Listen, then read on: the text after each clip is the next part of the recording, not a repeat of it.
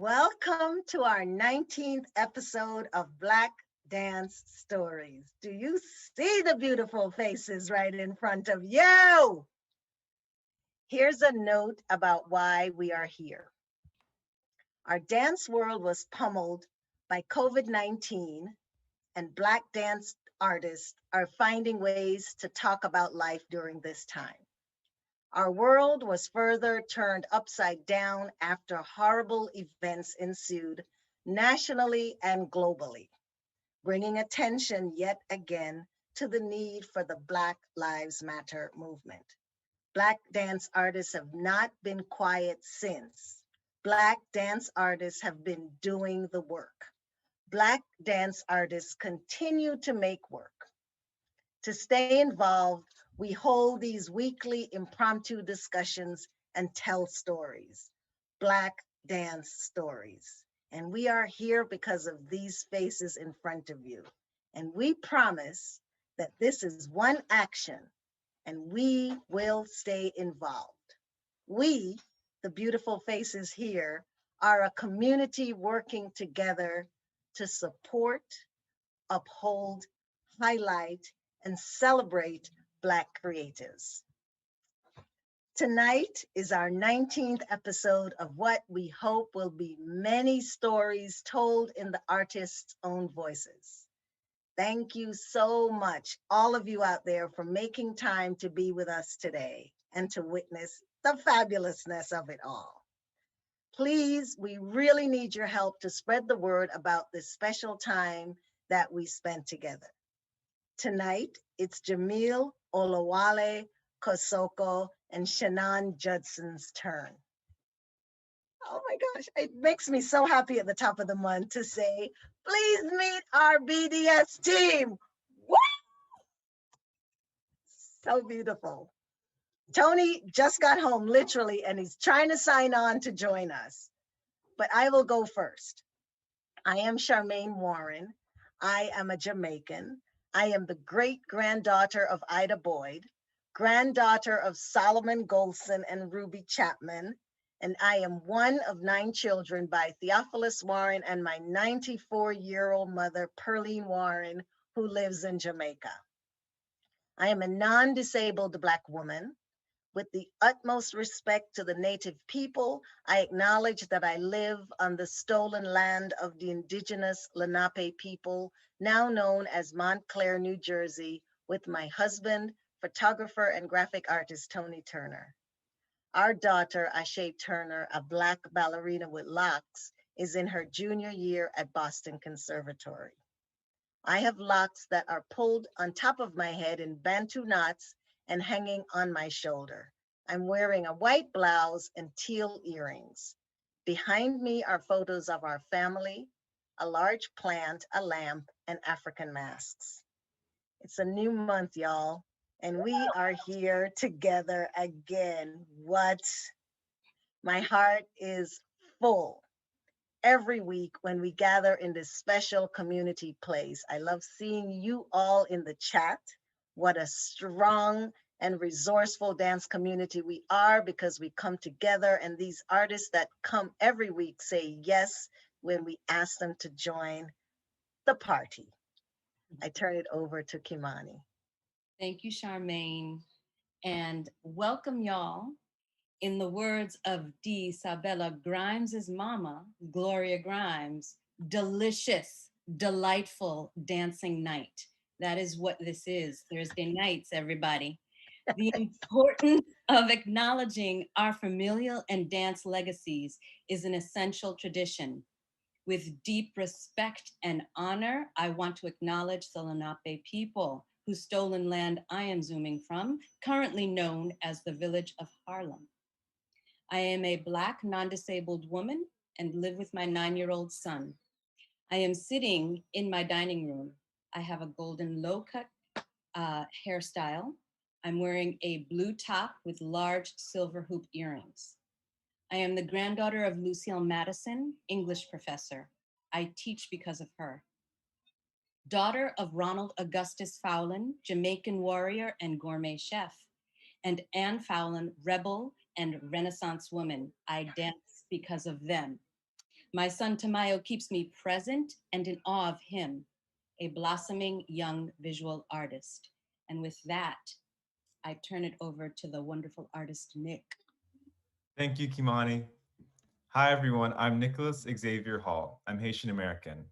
I'm a Black, non-disabled man. My pronouns are he, him, his.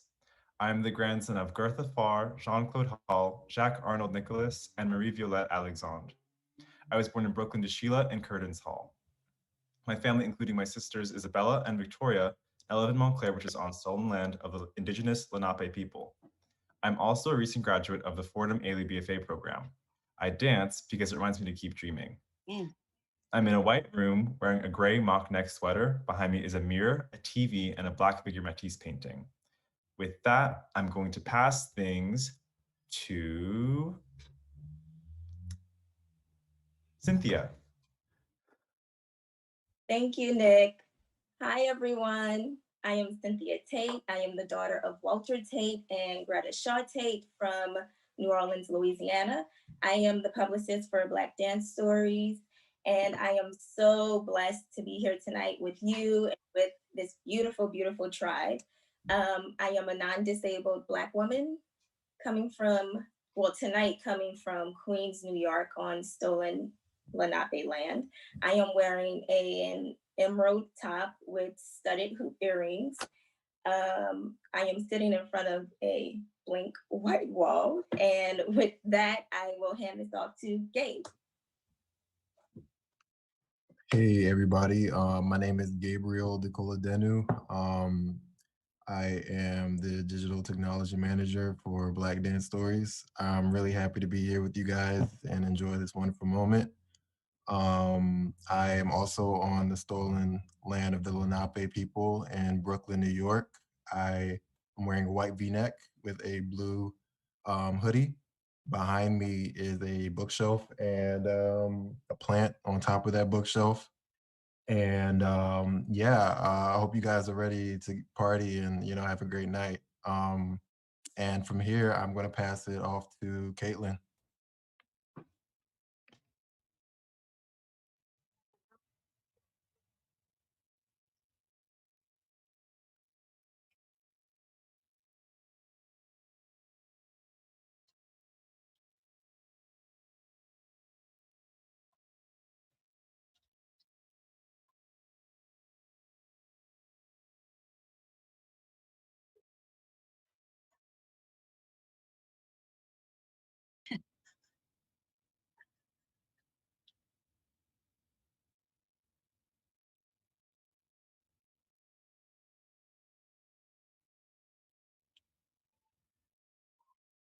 Could that be me, Anthony? Antonio. Antonio. Oh, okay. I won't be long. Hey, Oh, everybody. there you I'm go. the advocate of Intentional Interpreting LLC. My LLC is partnered with More Interpreting to provide the ASL interpreters for this phenomenal weekly series. And thank you all for allowing this space and allowing this partnership. I'm Black, West Trini, not disabled, with cornrows, full beard, still working on that length, but my background is solid gray and I'm wearing a bluish green sweater. And with that, I will thank you all again for this and turn it over to Renee. Thank you, Antonio. Hi, everybody. I'm Renee Redding Jones, and I am the head of development for Black Dance Stories. Thank you all so much. I am honored. I'm so grateful to be here tonight. And thank you for welcoming me. I come to you this evening from my living room / studio on the stolen land of the Lenape people, known now as Teaneck, New Jersey.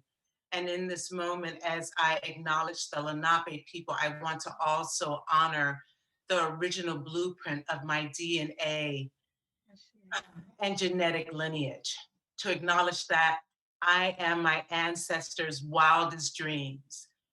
I am the daughter of Emmanuel and Eleanor Redding. I dance because of them. I am the mother of Jennifer and Jasmine, my biggest teachers. grandmother of Dakota, and wife of my longtime love for 35 years, Jerry Jones. And I pass it to Tony Turner. There you go. Now I get the timing right. I am Tony Turner.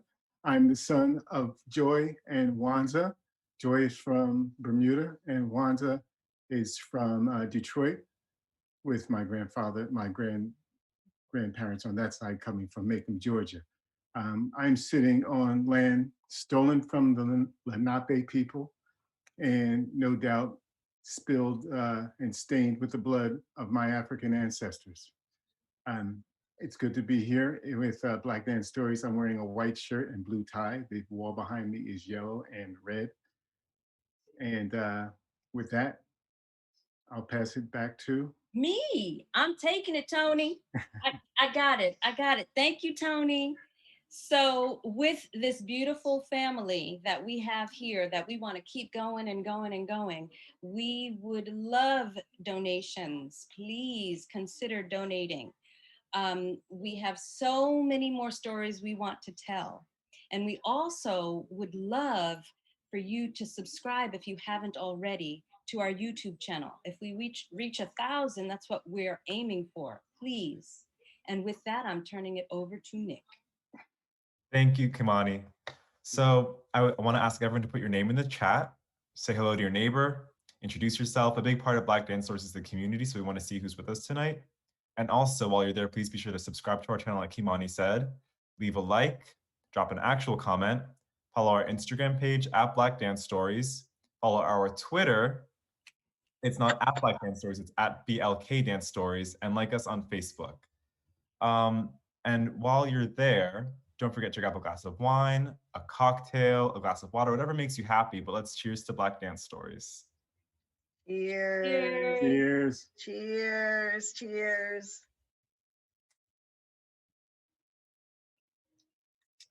And with that, our BDS team will continue to stand in solidarity with all those who want an immediate end to systemic racism.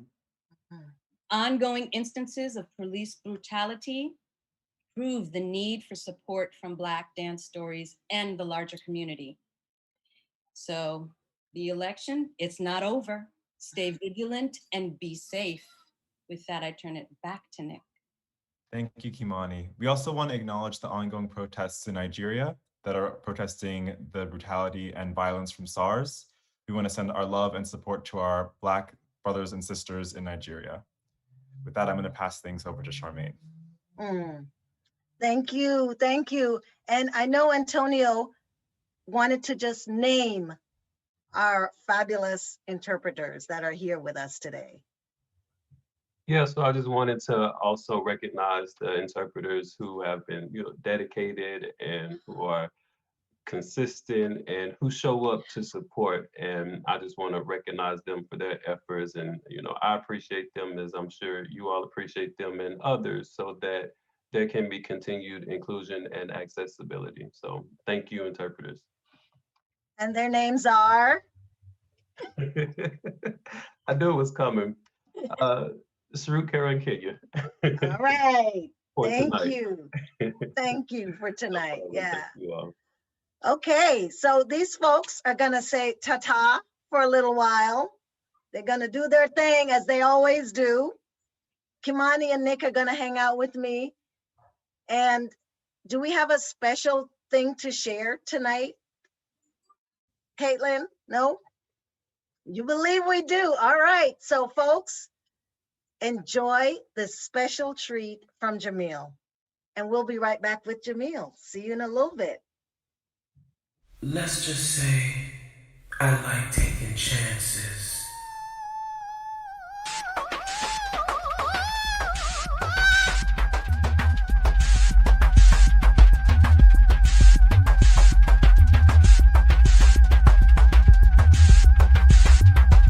You made me an entertainer. I'm a clown in a suit.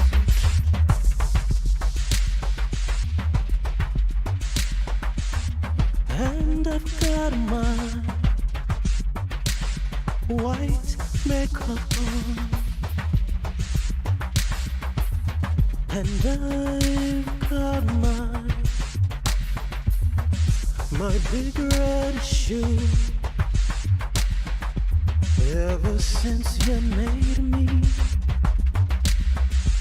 your entertainer, I'll do whatever you say, make you happy,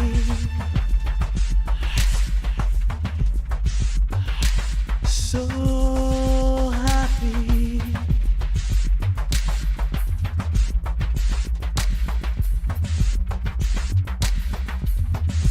You're gonna laugh at this parade. Stood me in front of your window, your mannequin holding the sign for sale, wrapped me up in your lunchbox. You made me a happy meal. Just look at what you made of me. I'm an entertainer. Well, here I am, ready to entertain. Yeah.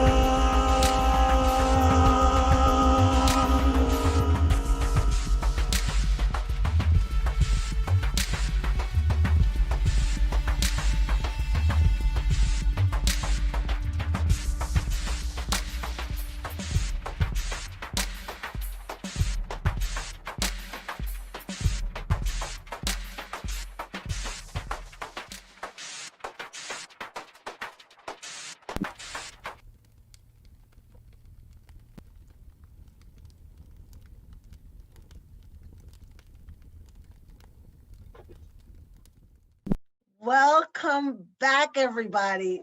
What a treat, right? And look who's here.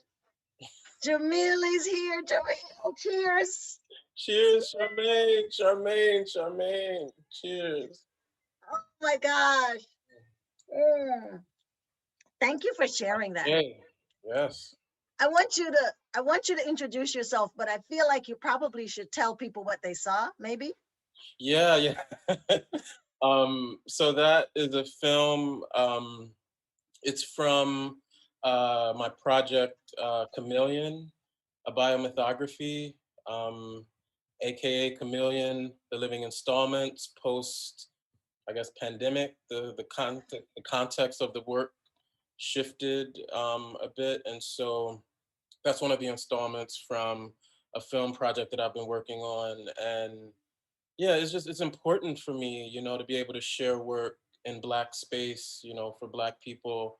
And this is such a beautiful platform that you've created for us. So I just I want to honor Black dance stories and the whole crew, amazing ensemble of players. It's just so humbling to be here. So I'm grateful. So thank you. We pretty funky, huh? It's really funky. It's a mood. It's a mood. Hashtag MOOD. Okay. Nick, get that. Hashtag MOOD. Yes. So BTS MOOD. Introduce yourself. Yes. So Jaamil Olawale Kosoko. I am a Nigerian American, born and raised in Detroit, Michigan, and I am the child of Wayidat Amelia Kosoko Muhammad and Rashid Kosoko. I am currently, I'm usually occupying stolen land of Lenape people, but I'm actually on location in Tulum, Mexico at the moment, working on another film project. And yeah, I'm, Black person. I have a yellow number on, bald-headed, and a goatee situation is happening. I don't know. The skin is looking pretty good this evening. I think.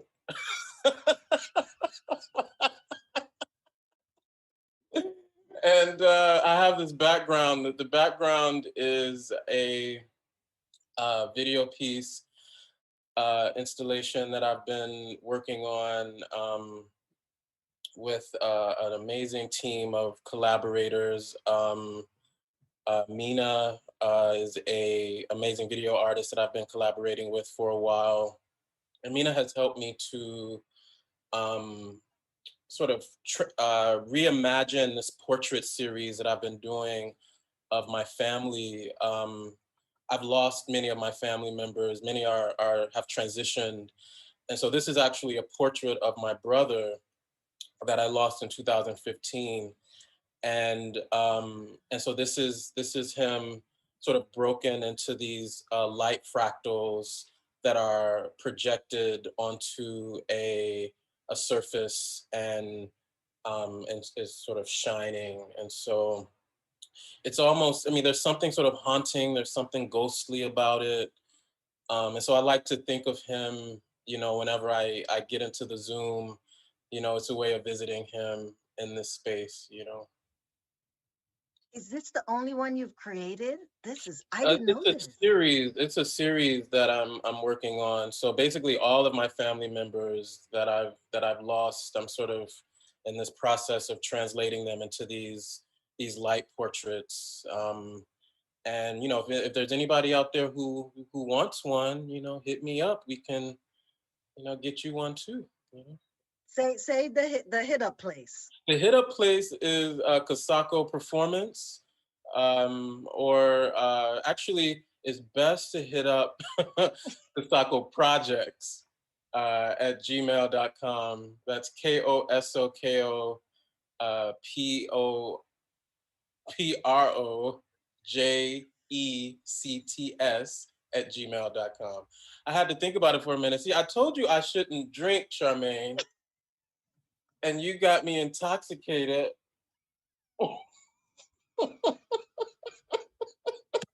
Early. Early. It's too early for this, you know? I can't spell right. And I got to teach later too, but anyway. What are you teaching? What are you teaching? I'm at UCLA this fall as the visiting Hawkins lecturer. And so, yeah, Alma Hawkins lecturer in the arts for world arts and culture and at UCLA.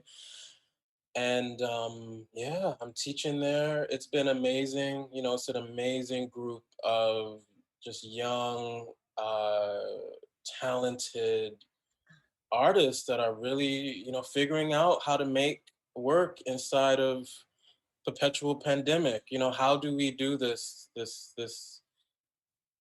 work, you know, this laboring that has to happen. And so, you know, they're inspiring me. I feel like I'm inspiring them. And we're working together, we're working collaboratively, horizontally, really trying to reimagine how education, how teaching can really happen inside of this moment, so that we can be, you know, human. You know, a lot of my students, you know, they tell me, yeah, it's a lot. You know, it's a lot to try to balance, you know, being a full-time student in the world right now. You know, it's a really, it's intense. It's intense. But for you too, as a maker. Yes. I mean, whew, I'm just gonna take a minute because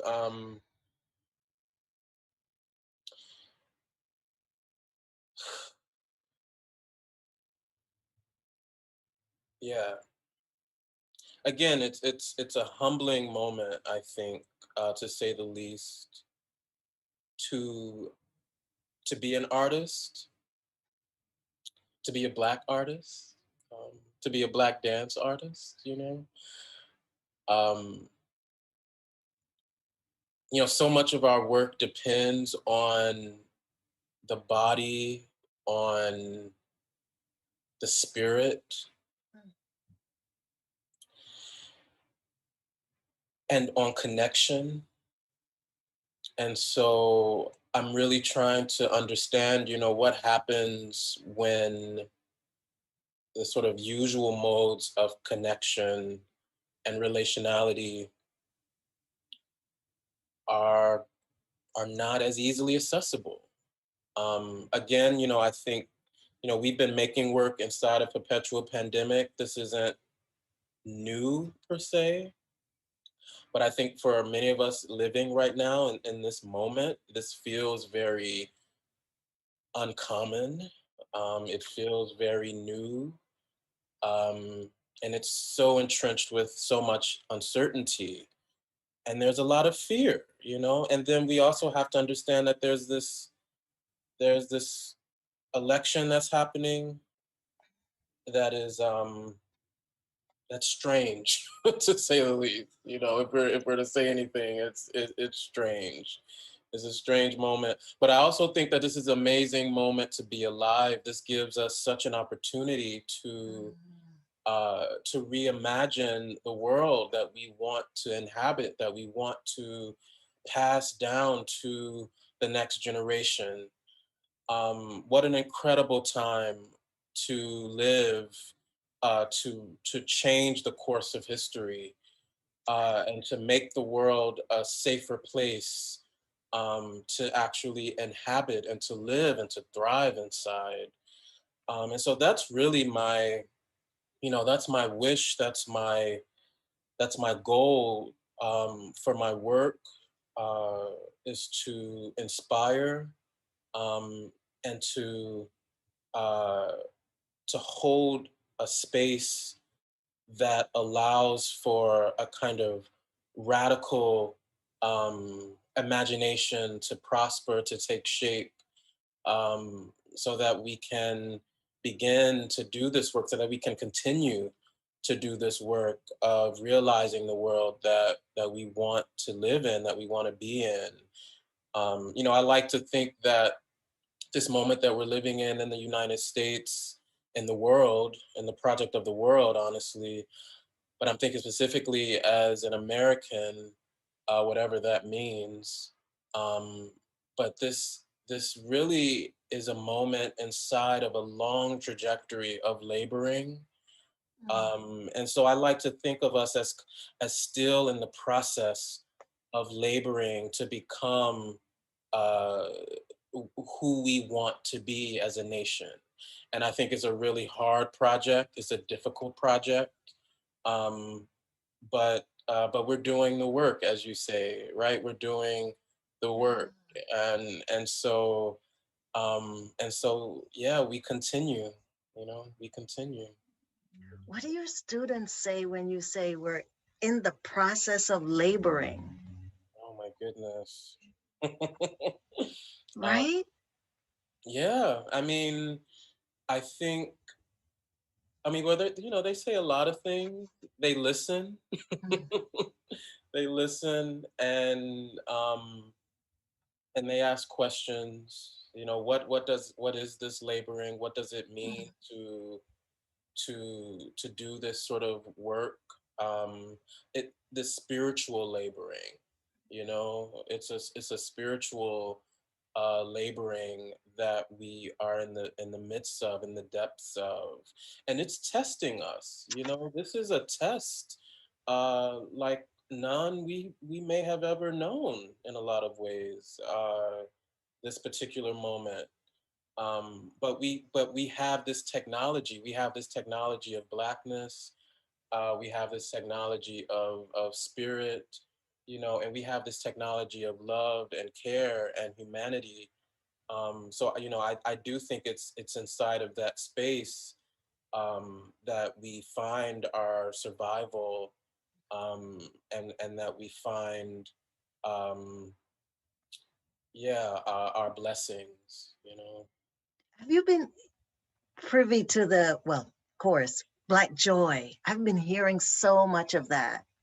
Woo! Black Joy, Charmaine. Come on. Black Joy. I've been thinking about Black Joy, and I want to share something.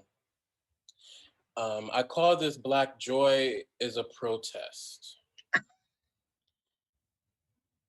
Listen to me. I'm telling you a true thing. This is the only kingdom, the kingdom of touching, the touches of the disappearing things.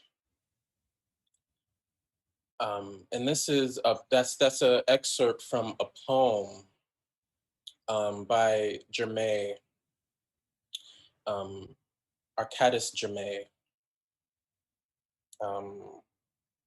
Araceli Germain is the poet, and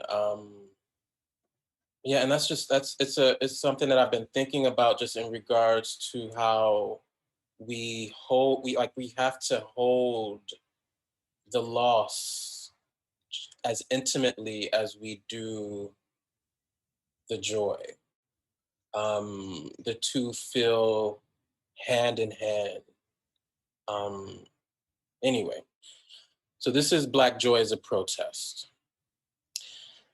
Black joy is a protest that must be protected. It requires constant spiritual conjuring and attention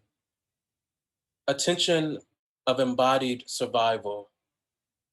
I feel my Black joy most in the depths of loving and creating and healing. This beauty, I have come to understand, is a kind of undeniable truth-telling to myself or anyone else who might want to listen. Black joy as a birthright, a duty I must fulfill within myself to fully be within myself. My raptures, my poetics, a testament of self-love as resilience, as resistance. Listen, I'm speaking about a world of feeling, a spiritual excellence that can only arrive in sensual attunements between the self and the earth and the universe, when feelings become a presence so intense that everything that has ever been, past or future, must take rest. So I've been thinking, this idea of Black joy, Charmaine, I've been thinking about Black joy and the trouble of Black joy, and the beauty, and trying to find, where is the balance? Because Black joy does not come easy. It's something that we have to fight for, that we have to protect, that we have to cherish as much as our own bodies, as our own skin. Especially entrapped in this ontological crisis that wants to tell us that, that wants to render our bodies at a frequency that is disposable, that is meaningless, this is what this information is trying to share or tell us, so combating that, is a constant conjure. It's a constant conjure. And, but again, I think it's a part of that laboring. It's a big part of that laboring. I needed a minute after you read that poem. I know, tell me about it. I need a minute too. Yeah. Are you alone making work now? I mean, right now I'm alone, but I have community, I have a team. I have a great team of collaborators. You know, so when at the onset of the pandemic, and you know, everyone was kind of trying to figure out, how do we do this thing? You know, what is this thing that we're trying to do? You know, I had a nervous breakdown. I don't even know if they call it a nervous breakdown anymore. I think that's old language, but like, I had a nervous breakdown. Oh my God.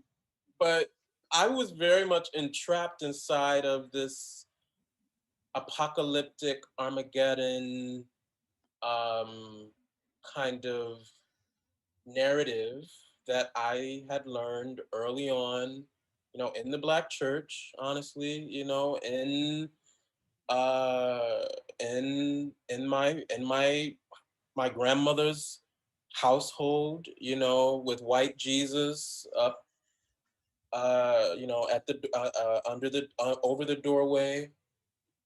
You know, so every time you go out, you know, you're looking at white Jesus, and he's looking down at you, and he, you know, sort of judging you, you know, with his blonde hair and his blue eyes, you know, and his ivory skin, you know, and just reminding you, you will never be like me, you know.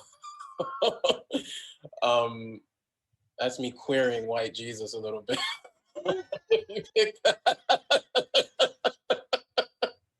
If you pick that up a little bit.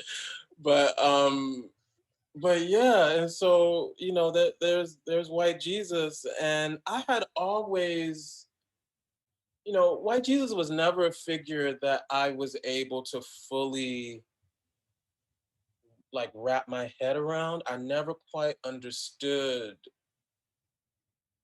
I mean, I understood the kind of colonialist project that was kind of embedded in that image. I did have a sense of that from a very early age, but I was always in conflict with it as a kind of image, as a site of worship. You know, this idea that, oh, you know, you supposed to pray to this white man, you know, and if you can't do that, then what you doing? And so that had always been something that, you know, really just, I never quite understood. And this is coming from someone, you know, my grandfather was Catholic, my grandma was Southern Baptist, my father was Muslim, my mom was almost anything. I mean, she was Muslim, she was Christian, she was Nation of Islam, she was just all these things. You know, I had an aunt who was, you know, yeah, Baptist at one point, Jehovah's Witness at one point, then Baptist again. So there was this way in which this sort of organized religion was sort of always a part of my early childhood, and getting all of these different images of what the end of the world would be like, would sound like, would feel like. Um, and so yeah, so at when COVID arrived, I was like, oh, okay, here we go. Here we here now, you know, we at the end of the world. Um, but you know, thank God we still here, you know, we still alive, we still kicking, you know. And I want to just, you know, lift up, I got my Adrienne Maree Brown, oh, pleasure activism. And I also got my Sadia Hartman, my wayward lives. And so these are texts that are just, you know, they're saving my life a little bit. They're giving me something else to understand and contextualize, you know, this moment. So, yeah. Reading, right? Reading. I'm reading. You know what I just remembered? Harlem Stage. Yes. That's when we first met. That's when I first fell in love with you, Charmaine. Oh, I love you more. That was the beginning. That was the beginning. But the books, you brought those, you said, I'm reading and I'm reading. You remember that? Yes. I mean, that was one of my first opportunities showing work in New York. You know, I'm like, I'm in the world now. You know, I'm at Harlem Stage. I'm with my peoples. I'm in the world. I'm like, look, mama, I'm in the world.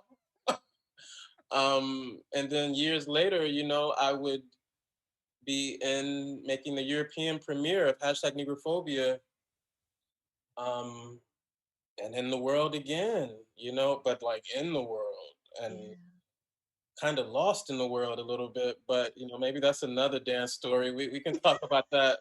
That's that's Black dance stories after dark. We can talk about.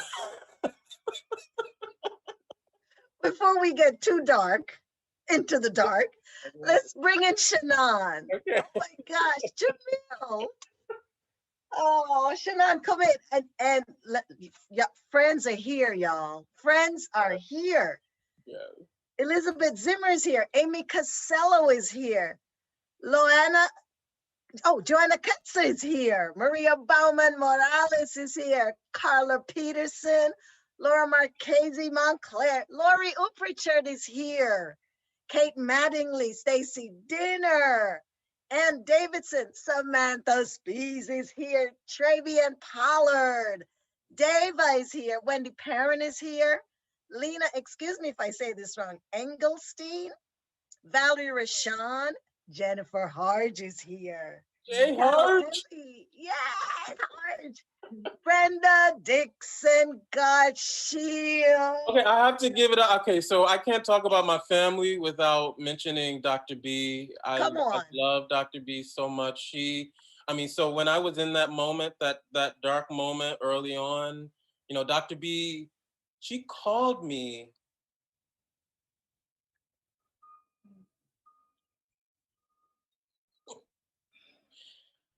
And she sang to me.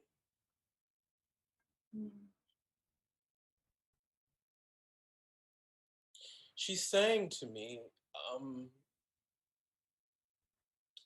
Yeah. So, yeah. Oh my goodness. Let's. But I also want to say, Jaamil, your students are here. Oh my goodness, I got students. Oh God.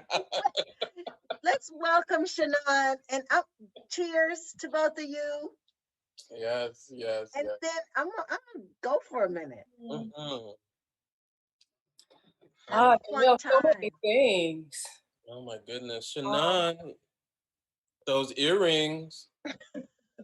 Thank you. Thank you, Kwame Ross, who is a mentor and a guide, and also a jeweler, and made these earrings. Gorgeous. To me, thank you. I might reach right through this internet and just like snatch them. You can't snatch them, but you can look at them. You can. Gorgeous. Thank you. Okay. I'm like looking for the link to get into the fractal situation. That. Oh yeah. I was enjoying the backdrop when I was just looking at it, but then when you went into it holding the essence and the memory and these pieces of your family, I was just like, it made me all the more curious about the dark spots, like the Blackness that surrounds it. And then I came back to being really curious about the Blackness around it when you talked about Black joy, and that having to contend with the sorrow and the other stuff with equivalent intimacy. And just looking at how the Blackness is wrapping you, particularly inside of the Zoom situation, when it's just like sometimes it becomes your clothing, sometimes it becomes part of your head, and then the light comes around it. It's a kind of halo in a lot of ways, and again, it's a way that I feel I'm able to stay connected. And connect with something in the beyond, beyond the human,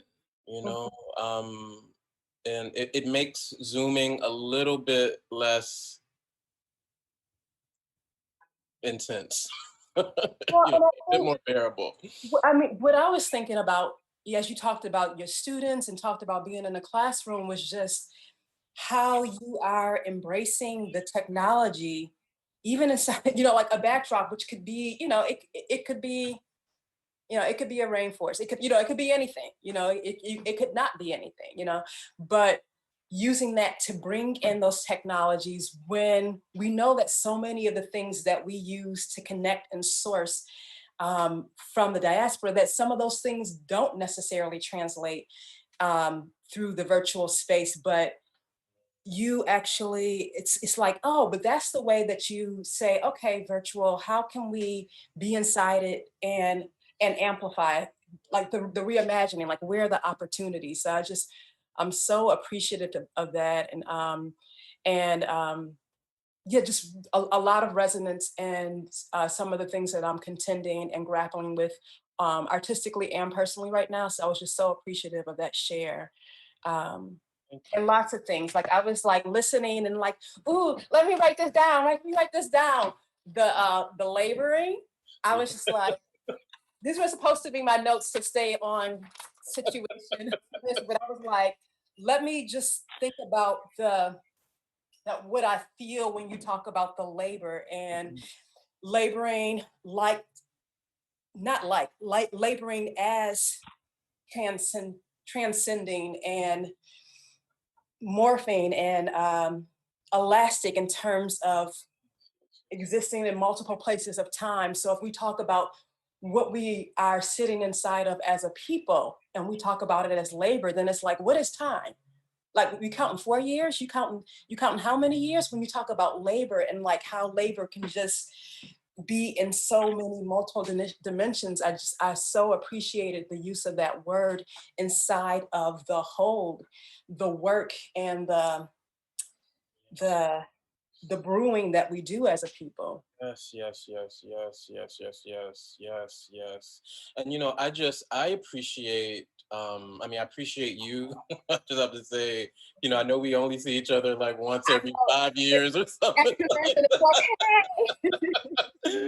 But you are someone that, you always, greet me with such just such care. And yeah, I just want you to know that I feel that and I'm grateful, for that. I know we haven't shared too much like deep intimate space, but you're one of those folks from, that I'm just kind of like looking at from a distance. I'm like, okay, all right, okay, all right. But yeah, so I just want you to know that yeah, all of the feedback, all of the words, all of the work, all of the laboring, that you're doing as well, maintaining legacy, pushing legacy forward, is deeply appreciated, and it's seen and it's felt and appreciated. Yeah, so I'm so grateful. I'm so grateful to be sharing this evening with you. It's really a pleasure. Same. It was, as you started talking, I was like, okay, Mama Jermaine is, she, this situation is, this is a divine, appointment.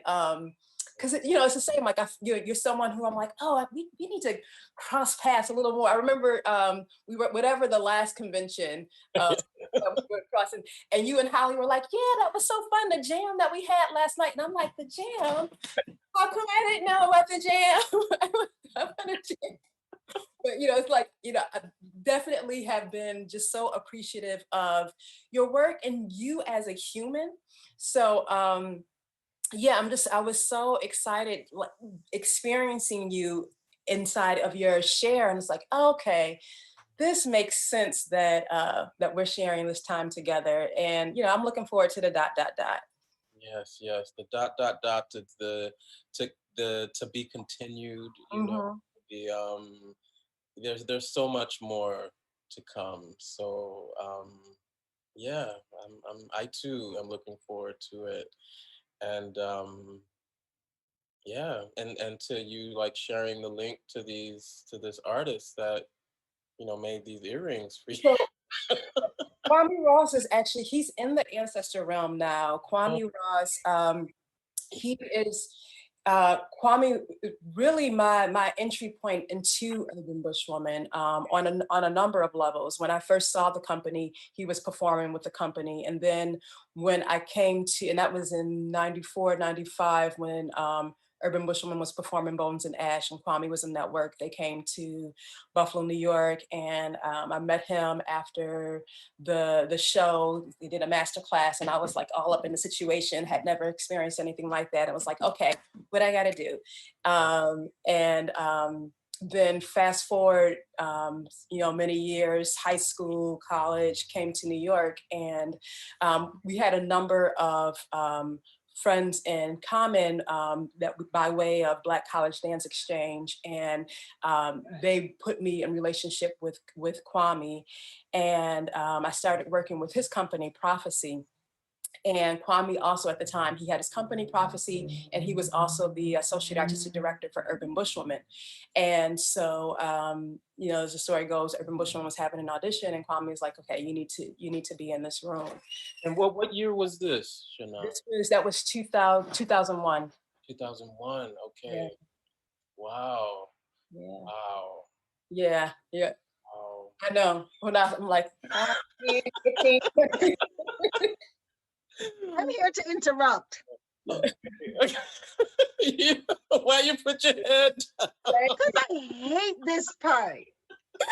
It starts to get juicy, and then oh, look who's here.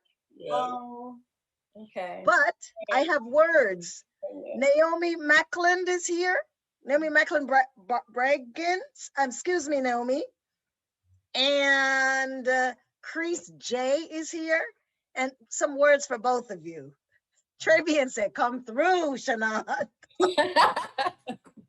And Dr. B said, love you dearly and love seeing you in the ocean color, Jaamil. Dr. Brenda. Love that, Dr. Brenda. All right, Jaamil, don't go too far. Okay, all right. We'll I'm just going to continue to have my drink. I know, that's right.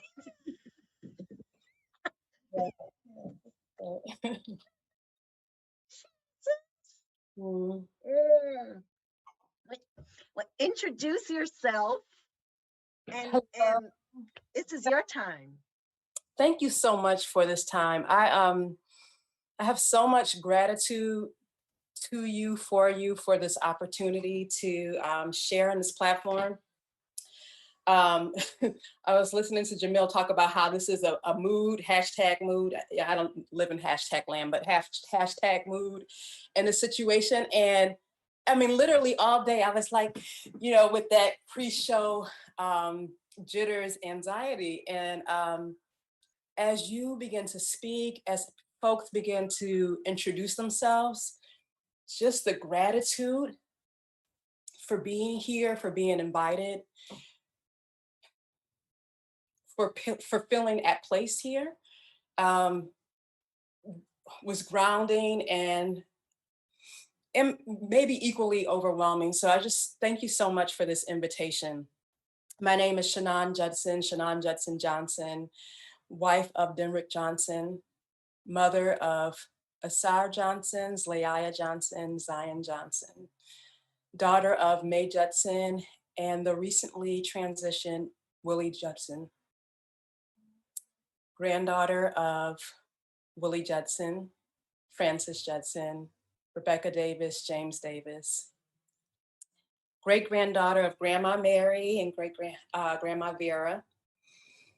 I am a Black woman with dark chocolate skin. I have a 2-strand twist with some green in it that I mixed inside of it. I'm wearing a Black t-shirt cut off with a Gomila logo on it to rep my family in New Orleans, Junebug Productions. I am against a beige wall and a table that has some things on it that I would like to share with you. I am zooming in from Brooklyn on land that was stolen from the Lenape and the Canarsie people, who I am growing in relationship by listening and learning to be accountable inside of that awareness. I go by the pronouns she, her, hers. And I have so much, gratitude for being here. I prepared a little table. This is my backdrop of things that felt important today. So I'm gonna shift the camera and hopefully not jack up the situation too much.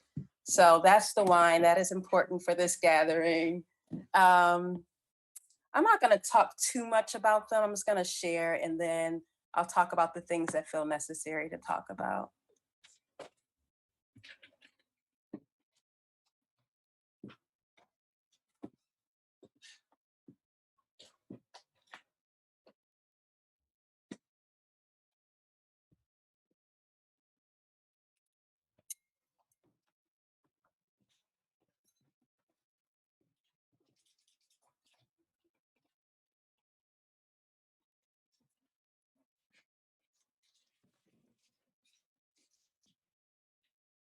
We're gonna travel just a little bit so I can show you one more thing that didn't fit on the table, but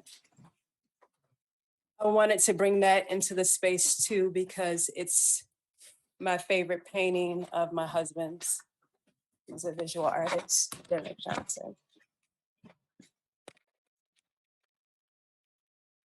All right, let me get my light back in. Technology, work with me. Okay. All right, so I am a collaborator. So as I was listening to Jaamil talk, all of these things were flooding because as a collaborator, what I immediately hear are the connecting points. Where are we aligned? Where are we grappling with similar things, but finding different entry points?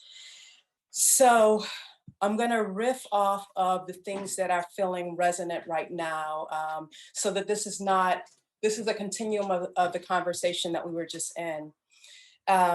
Labor is feeling really present. It was something that actually, was feeling on top, like at the tip of my tongue and really present, even as Mama Charmaine, as you extended this invitation. And one of the things that I'm looking at right now in life, what's going on? It's my child. One of the things that I'm looking at right now in life is my eldest born son, Asar, just turned 18. And, we talked about, I know that's crazy, Urban Bushwoman joining in 2001. Essentially, the story goes that just as long as I've been a working artist in New York, I've been a mother. And so right now, just as we were coming into 2020, I was wrapping my mind around what does it mean for a certain shift in my life, where now this person that I had folded so much around of my making and creating, and the creative energy around the making of home and space and opportunity and all the things that parenting as organizing practice, all the things that entails, he's at a different phase and I'm at a different phase. My youngest is 13 to be 14 in 6 days. And still at a point where his need for my handling is not so much. My guiding is not so much, so much has been laid down. The foundation is there, is sturdy. It's the watch and just redirect phase now. And so as a woman, as an artist, I'm experiencing this renaissance and this redirecting and repurposing of those creative energies that were really honed into my familial and community building organizing practice. Now it's like, oh, well, what are you gonna do now? And so it's a really exciting time. It's a really revealing time. I'm finding, Jaamil talked about fractals. I'm finding fractals that are 18 years old because I started on something or stumbled on something and then redirected. I'm finding things that are rich and seeped because I've been intent in a certain practice and now certain things are coming to bloom. So yeah, labor, fractals, that's what's coming up. I'm thinking about Black joy.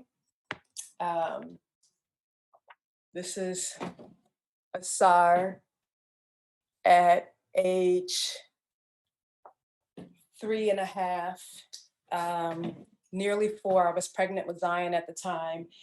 And this land that he is, what do you call those things? Sand, what do you call it? The angels. Yeah, sand angeling on.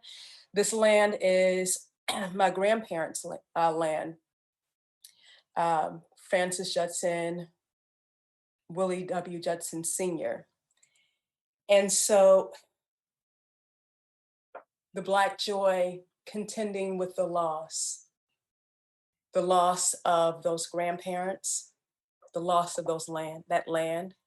I think about Asar, and as equivalent and as big and expansive and as deep as his joy is, he also feels as deeply when he manages anxiety and what it's meant as a mother to learn to hold space and not fix.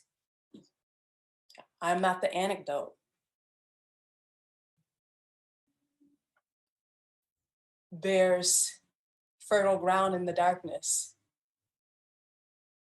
If he feels safe, he can bear it. And so maybe I just need to be still and be present. And that being 18 years of learning, of conversations, with him, with mentors, with expert professionals who could also guide us and learn us inside of that. Black joy and loss. What else did Jaamil say? Oh, he talked about Jesus. He talked about Jesus. He talked about white Jesus. So when I think about Jesus, I'm gonna bring up all these little things that I'm finding right now. These were gifted to me by the company members. They were these cards that I was like, I actually have to have them. And I went to go visit them when we were on tour in Iowa. I went to go visit them at the store like every day. And I would take everyone to like read the cards. I'm like, read the cards. But I was like, they're more than I want to spend on the cards right now. But I just want y'all to see how great they were.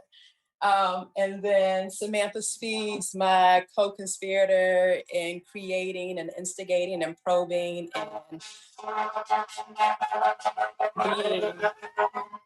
all of Brooklyn is happening right now, y'all. I'm in a corner apartment. So that's the situation here on the Lenape land that is now Flatbush.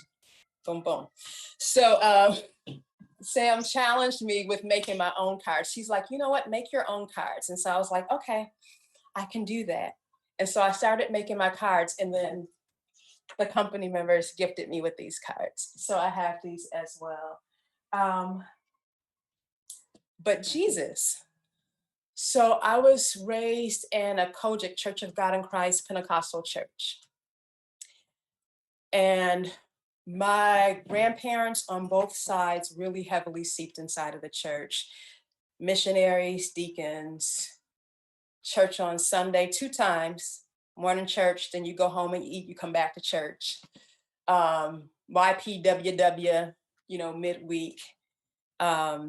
Trips when you have to go to the other church, and then you get like, you don't get candy like this, you get church candy. Y'all know what I mean, like butterscotch, maybe a peppermint if it was like an upgrade. But that was my coming into the world. And the interesting thing is, I feel like perhaps white Jesus was present, maybe in the stained glass, but these were Black churches. And with Pentecost, it's all about the ingesting of the Spirit. And so the thing that was most compelling to me was, how do I get that Spirit in me? How do I get to talk in tongues like that? When am I gonna shout? I mean, to the point where, like literally, like when you talk about desires, visions of desires, like, ooh, what happens if I catch the Holy Ghost at school? Like that was my coming into spirituality.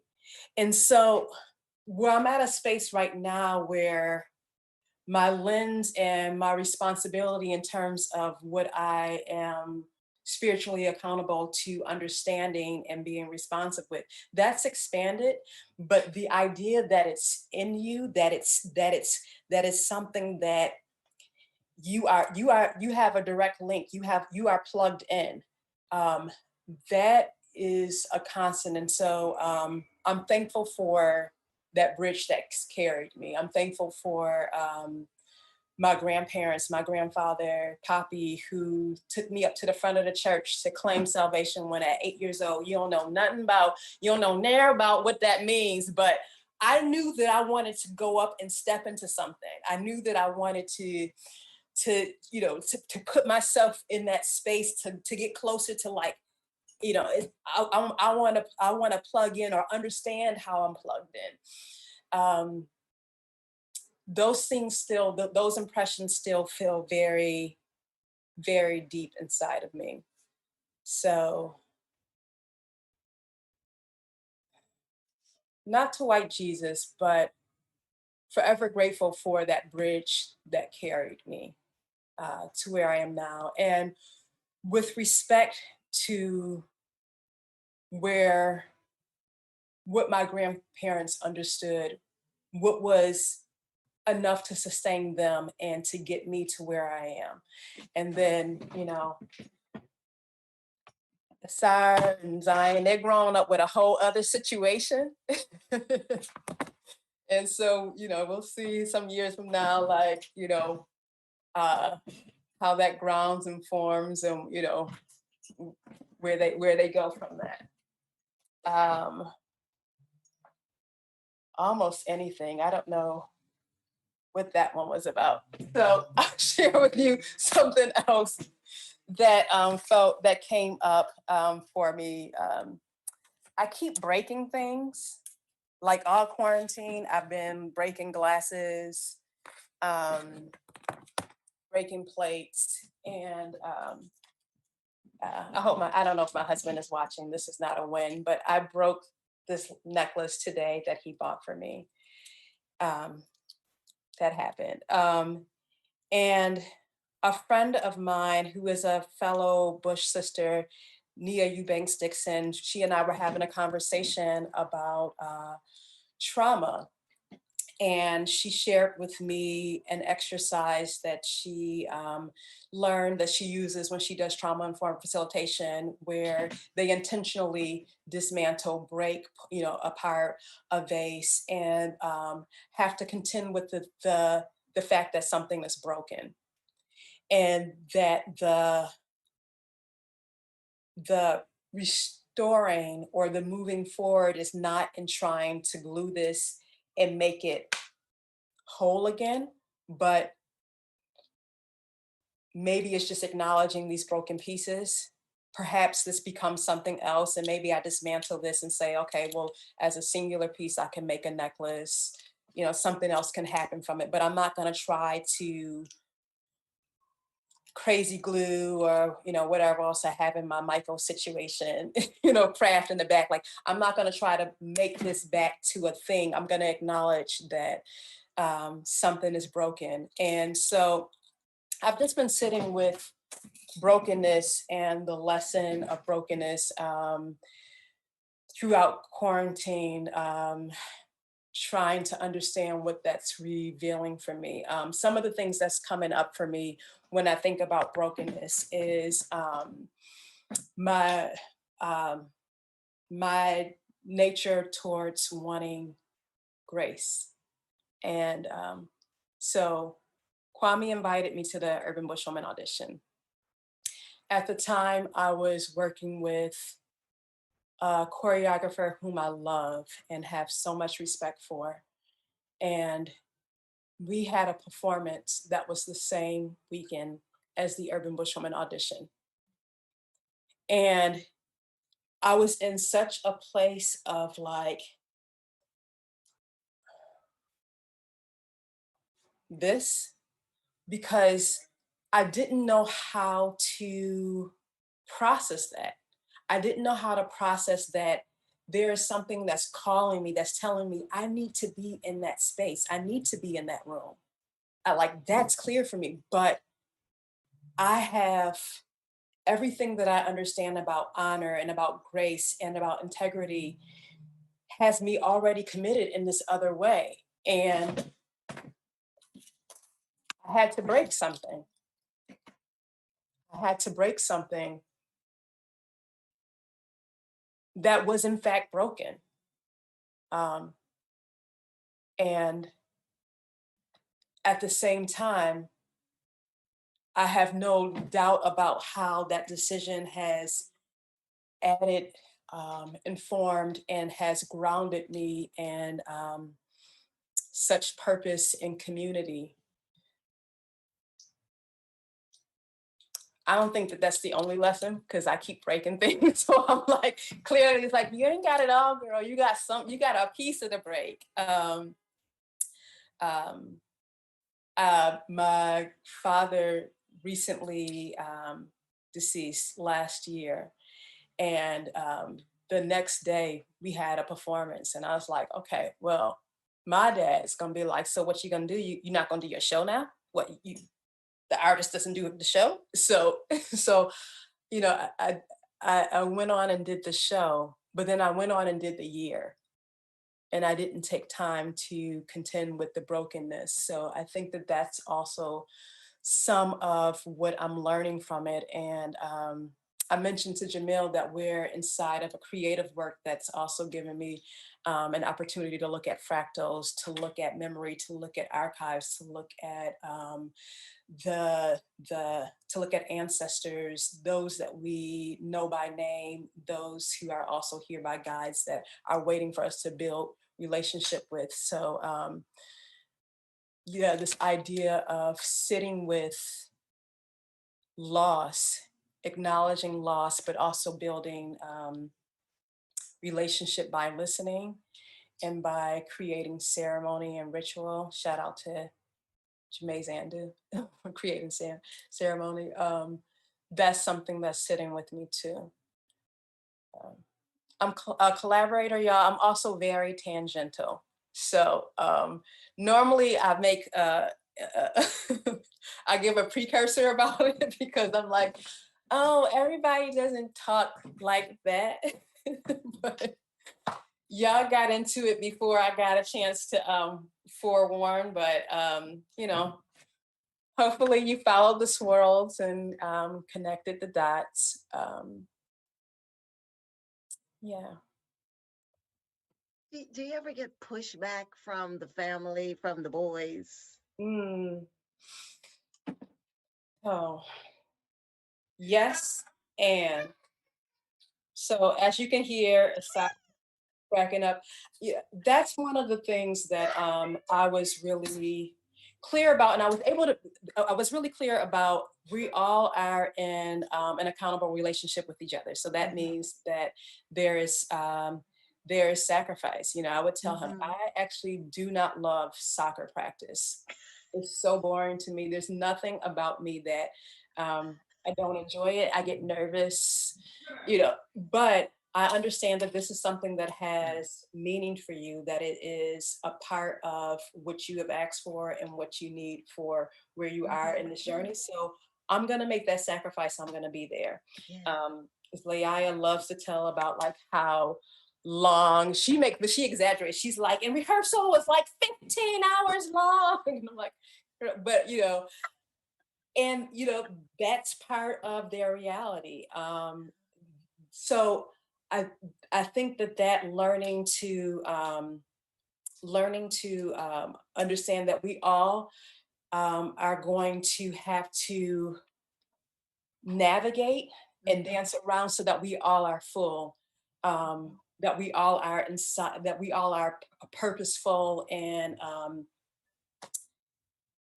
inside of the things that we seek and desire and have responsibility to hold. That we're all going to do that. I grew up, my parents had an acting ensemble, people of drama acting ensemble.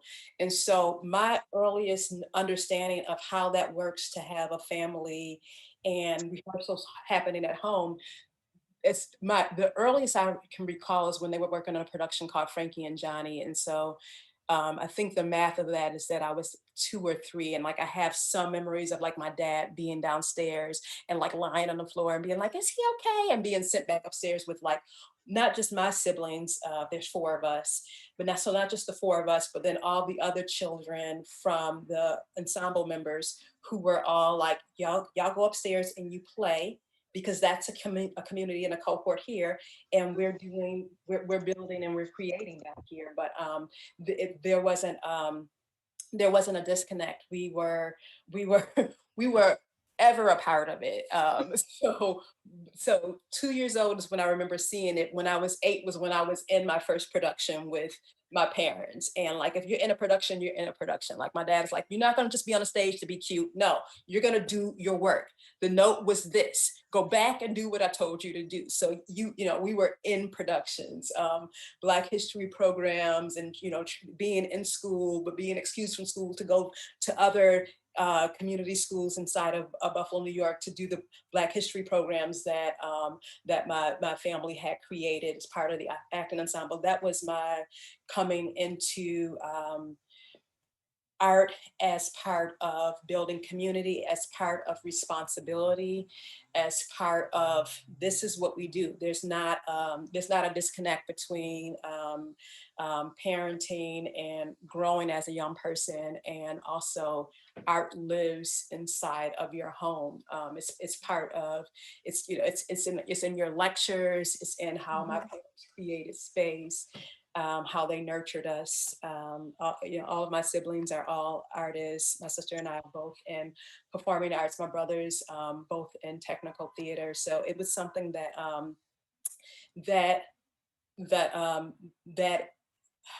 integrating that finding these things in concert with each other was something that made sense to me. Now that doesn't mean that like it made sense here. I had to make it. If my husband's watching this, he is typing or thinking all kinds of notes. We had to make it make sense for us because and that was work. That was work. That was work with community of us making having a calendar and being like, okay, I'm on tour for 3 weeks. My mother can come for 2. For this next week, we're gonna have the honorary, all of our Brooklyn family aunties come over, and this one will cook dinner. This one's gonna actually take the boys over to to spend a night this night. It's definitely been navigating, and what I have so much gratitude for in New York is being able to have built PSAP talks about building a net that works. We have a net that works of other families, of artists, of entrepreneurs, of folks who are just like we are visioning alongside each other in terms of how we want to see our families and our children grow. We feed each other as adult humans, and we need sitters. So let's pull out the calendar and make the situation work. So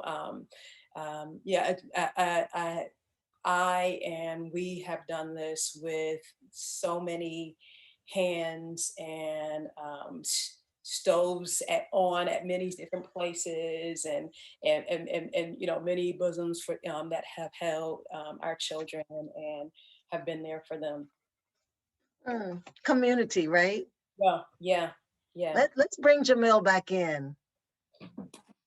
Community. Gosh, I don't know what I would do without.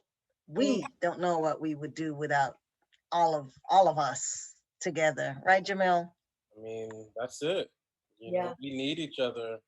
We need each other. Well, we come to the point where we think there are questions in the chat, but there are often lots of fun chatter in the chat, which we love. We absolutely love. So I'm gonna try to find some, and then I'm gonna talk amongst yourself. But oh, New Orleans in the house. Oh, somebody from Black Dance Story said that. Might have been Kimani. God, great to be here. Thank you. Oh, I went too fast. Great to be here, Laura Marchese. Thank you for all of, I'm going too fast. Great to be here. Thank you. Love and blessings to all. Love to dear Jaamil and Chanon, making dinner as usual. Lori Pritchard, once a bushwoman. Always a bushwoman. Harold Trotter says, hey, Chanon. Valerie Bershon, hey, Stacy Dinner, hey, Jennifer Hart, yes. We have an amazing class with Jamil coming up. Cara Janelle, you gotta go soon, huh? And Carol Dilly said, Black Dance Stories is a feature of my week. Thank you. Laura Marchese, how did organized religion damage us all? Wow. Woo!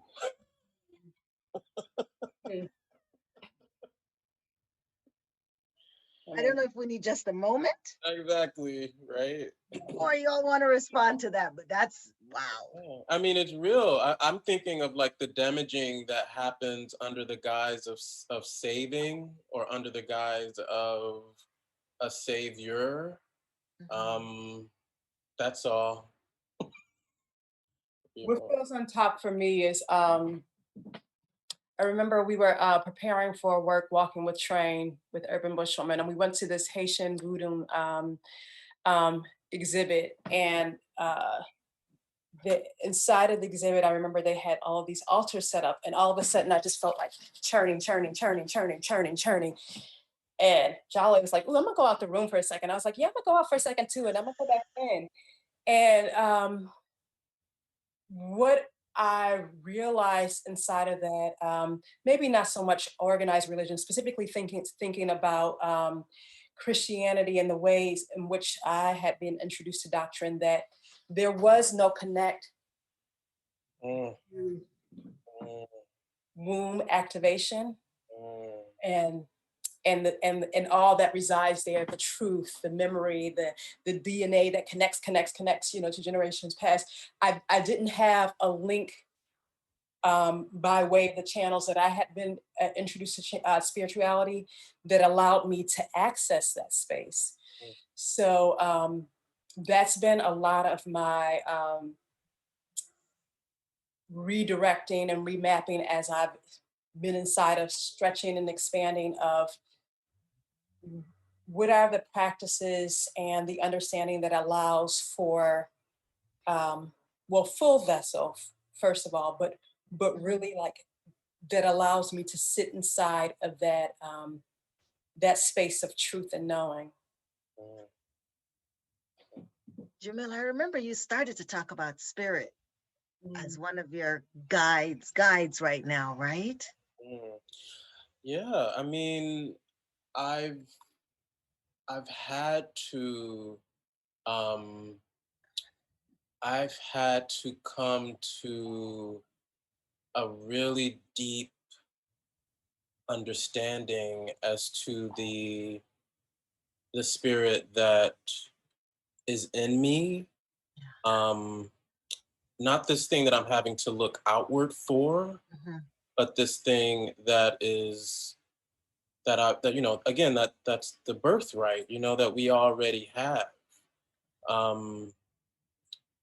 Yeah, I mean, there's just this thing that, you know, we look out for God, we try to find God, we're like reaching for God, all the while is like, oh, God is in us, you know, it's right here, you know, and so Yeah, I mean, that might sound kind of esoteric or I don't know, of another kind of agenda, but anyway, that's a kind of understanding and knowing that has been opened for me. That has become more, yeah, that's become more understood, I think, inside of this moment.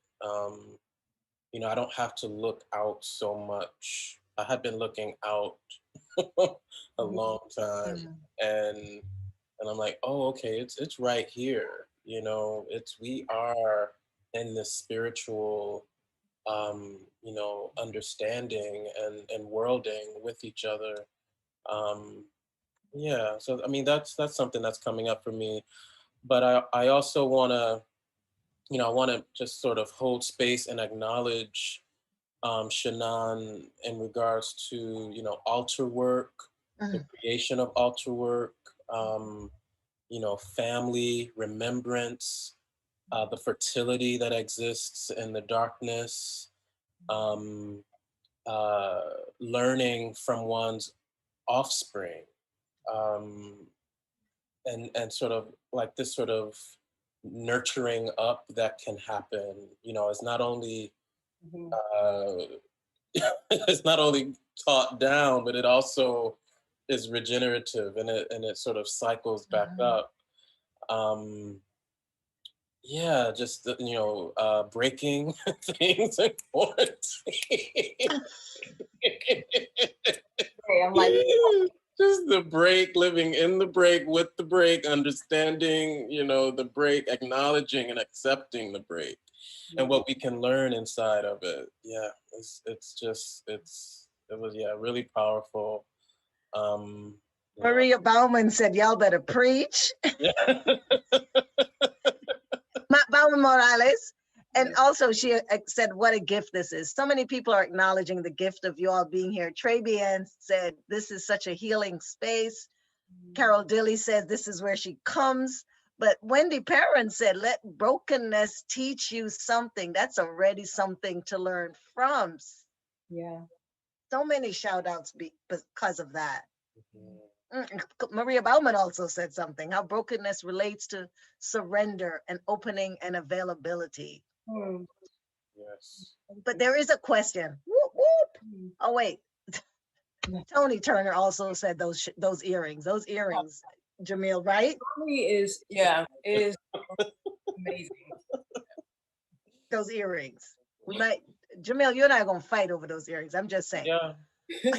It'll be a love fight, though. It'll be a love fight, yes. So there's one question, and then we have to bring everybody in. Oh, thank you, Samantha. I meant to ask you that. You said peace up, and Samantha said, oh, sweet, thank you. You say.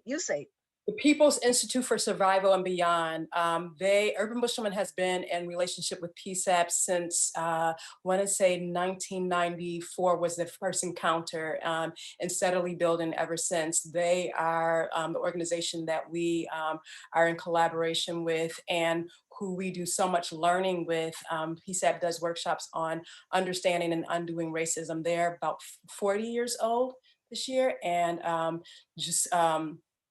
so steeped and thorough in a process that asks you to examine systemic racism from a way that is embodied, and that asks you to contend with systems being this direction, but also what's that internalized manifestation. So constantly inside of the examining and learning with them, and yeah, so much love and respect to PSAP. Yeah. It's 29 past. I'm going to bring, Kimani and Nick should come back in. And there's a question from Wendy about you and Samantha working together. But I don't think we have enough time. Okay. Next week is Samantha. But if you want to say a little something, and Jaamil, think of something to say, because we're going to get that goodbye thing going. But maybe you want to say something, Chanon, before you go. Chanon fast. So Samantha and I danced in Urban Bushwoman at 2 different times, did not dance together. And then by way of happily arranged marriage, Jawale had this idea that Sam and I could be in COVID. Jawale Willa Joe Zoller. Yes.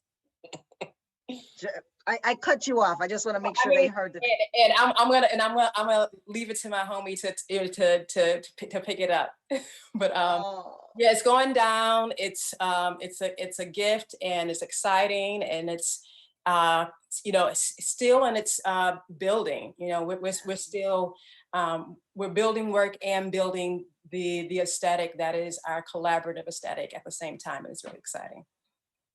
So exciting. Yeah.